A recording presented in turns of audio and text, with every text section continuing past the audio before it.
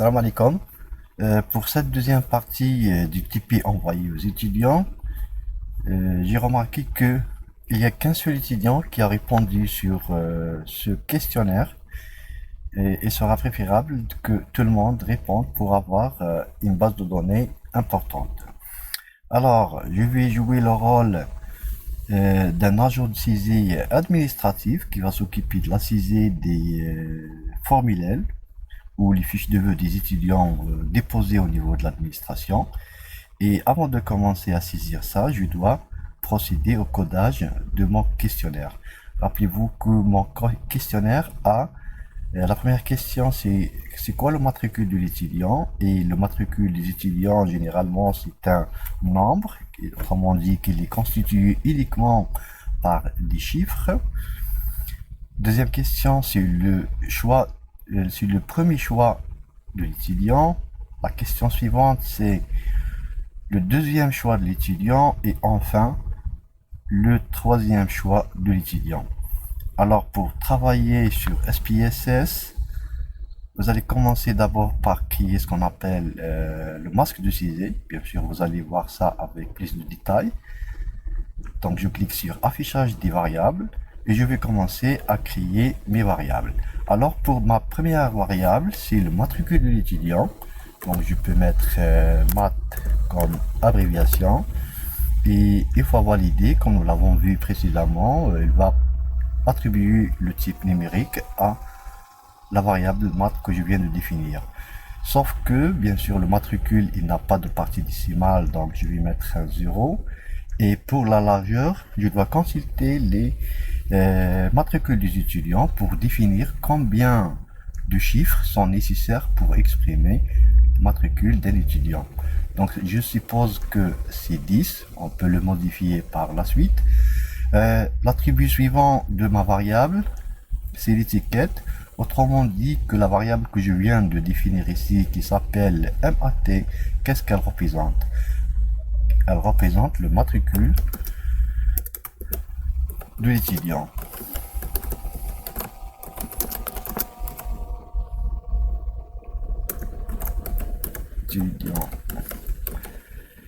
Est-ce qu'il y a des valeurs prédéfinies pour ça? Non. Les valeurs manquantes, les colonnes, pour visualiser les valeurs, je dois mettre au minimum 10. Je peux ajouter deux positions. Et pour l'alignement, je vais les mettre au centre pour l'unité de mesure et les échelles, par exemple. La variable suivante, c'est le premier choix de l'étudiant. Donc je vais mettre CH1 pour dire premier choix. Maintenant, vous avez combien de possibilités? Il est possible de répondre au premier choix avec stat appliqué, économie ou finance. Donc il y a trois valeurs. Et pour écrire une valeur de 1 jusqu'à 3, j'ai besoin des suppositions. Alors, il n'y a pas de décimale et une position suffit pour écrire le 1 ou le 2 ou le 3. Et comme étiquette de cette variable, c'est le premier choix de l'étudiant.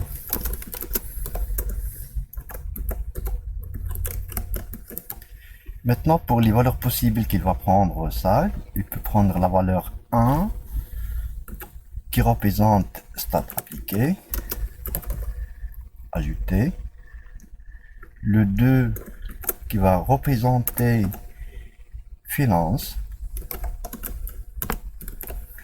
ajouter, et le 3 qui va représenter économie.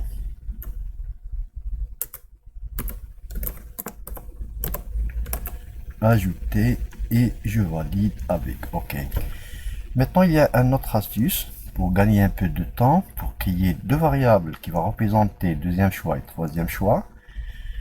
Ils ont presque les mêmes caractéristiques que CH1. Alors, je vais prendre la variable CH1 avec copier-coller. Donc, remarquez, je clique sur le 2, la deuxième variable, copier. Et là, je vais coller combien de variables. Donc, si je vais coller une seule variable. Et en cliquant sur coller les variables, il est possible de définir plusieurs variables. Alors, le reste du nombre de variables à créer, c'est le deuxième choix et troisième choix, donc il me reste 2. Et les nouveaux variables, elles commencent avec CH. Le 1, il est déjà créé, donc il doit commencer à partir de 2. Je valide OK. Et voilà, le reste des variables sont créées et ils portent les mêmes caractéristiques. Il me reste juste à modifier l'étiquette. L'étiquette de la CH2. L'étiquette, ça sera le deuxième choix. Le deuxième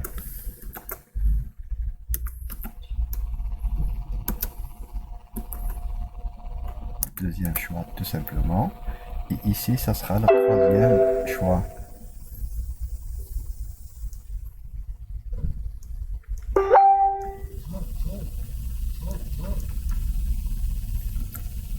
Je valide et j'enregistre puisque ma batterie est faible. Et j'arrête l'enregistrement. À la prochaine.